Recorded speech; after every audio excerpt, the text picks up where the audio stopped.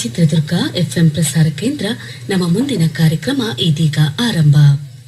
ಆಕಾಶವಾಣಿ ಚಿತ್ರದುರ್ಗ 2026ನೇ ಸಾಲಿನ ಅಂತಾರಾಷ್ಟ್ರೀಯ ಮಹಿಳಾ ದಿನಾಚರಣೆಯ ಸಂದರ್ಭದಲ್ಲಿ ಕರ್ನಾಟಕ ಲೇಖಕಿಯರ ಸಂಘದ ಚಿತ್ರದುರ್ಗ ಜಿಲ್ಲಾ ಶಾಖೆಯ ಮಹಿಳಾ ಸದಸ್ಯರು ಪ್ರಸ್ತುತಪಡಿಸಿದ ಕಾವ್ಯ ವಾಚನದ ಪ್ರಸಾರ.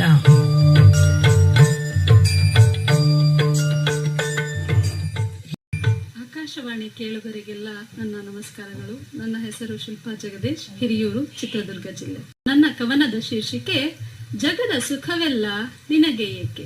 ದೇವಲೋಕದ ಅಪ್ಸರೆಯು ನೀನು, ಭುವನ ಸುಂದರಿಯು ನೀನು, ವೈಯಾರಕ್ಕೆಂದಿಗೂ ಒಡವೆ ನೀನು, ಜಗವ ಸೆಳೆವ ಸೌಂದರ್ಯವು ನಿನಗೆ ಏಕೆ. ಸೌಂದರ್ಯಕ್ಕೆ ಒಡತಿ ನೀನು, ಗೃಹಕ್ಕೆಂದು ಗರತಿ ನೀನು, ಕುಟುಂಬದ ಕಣ್ಣಾಗಿ ಮನೆ ಬೆಳಗೋ ದೀಪವೇ ನೀನೆಂಬ 100 ಬಿರುದುಗಳು ನಿನಗೆ ಏಕೆ. ಮಗುವಾಗಿ ಕಣ್ತುಂಬುವೆ, ಮೈ ನೆರೆದು ಮನಸೆಳೆವೆ, ಮಡದಿಯಾಗಿ ಮನತಣಿಸುವೆ, ತಾಯಾಗಿ ಒಲವ ವಾತ್ಸಲ್ಯವ ಸುರಿವೆ. ವಿವಿಧತೆಯ ಅನುಭವಗಳು ನಿನಗೆ ಏಕೆ. ಮಗಳೆಂಬ ಹಿರಿಮೆ ನೀನು, ಸೋದರಿ ಎಂಬ ಸಾಗರ ನೀನು, ಸೊಸೆಯೆಂಬ ಗರಿಮೆ ನೀನು, ಅಮ್ಮನೆಂಬ ಆಗಸ ನೀನು.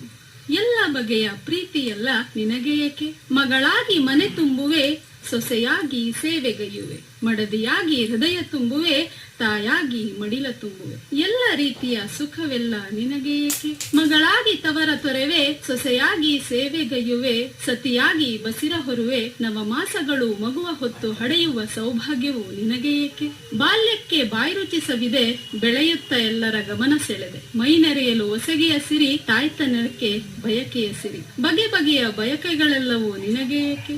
ರಂಗು ರಂಗಿನ ಕಸೂತಿ ರವಿಕೆಗೆ ರಂಗಿನ ರೇಷ್ಮೆ ಸೀರೆಯ ಒಟ್ಟು ನವಿರಾಗಿ ನರಿಗೆಯ ಹಿಡಿದು ಸೊಗಸಾಗಿ ಸೆರಗನು ತೀಡಿ ತನುವಿಗುಡಿಸಿ ಆ ಸತ್ತ ಸೀರೆಗೂ ಸೊಬಗ ನೀಡುವ ಸೌಂದರ್ಯವು ನಿನಗೆ ಏಕೆ.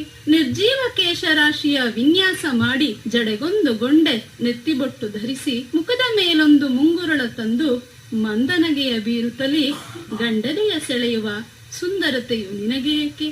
ಮಣ ಬಂಗಾರ ಮೈತುಂಬ ಹೇರಿಕೊಂಡು ಜಡವಾದ ಚಿನ್ನಕ್ಕೂ ಚಿಲುಮೆಯ ತಂದು ದಿನ ತುಂಬಲು ಸೀಮಂತದ ಸಿರಿಯನುಂಡು ಮಗುವ ಹಡೆದು ಹಾಲುಣಿಸುವ ಸೌಭಾಗ್ಯ ಸಿರಿಯು ನಿನಗೆ ಏಕೆ. ಅವಕಾಶಕ್ಕಾಗಿ ಧನ್ಯವಾದಗಳು.